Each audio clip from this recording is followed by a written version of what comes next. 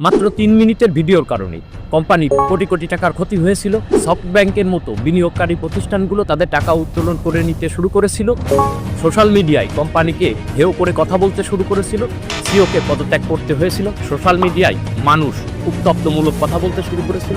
সমালোচনার ঝড় বয়ে দিয়েছিল।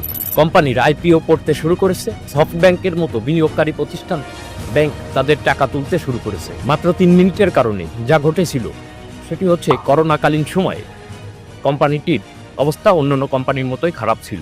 তারা একটি জুম মিটিংয়ের আয়োজন করেছিল। এটি একটি ফিটেক কোম্পানি যা মানুষকে ঘরবাড়ি বানাতে ও পুনর্অর্থায়নের জন্য ঋণ প্রদান করে থাকে।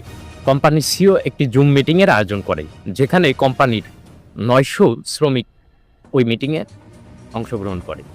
সেখানে তিনি এই কথাটি বলেন, If you're on this call, you are part of the unlucky group being laid off. Your employment here is terminated. তার এই মনোভাব ও অভদ্রপূর্ণ বক্তব্যের কারণে পুরো বিশ্ব তাকে সমালোচনা করে। অর্থাৎ আপনার কথা বলার ধরন আপনাকে হিরো বানিয়ে দিতে পারে, আবার আপনার কথা বলার ধরন আপনাকে হিরো থেকে শূন্যে নামিয়ে দিতে পারে। ধন্যবাদ।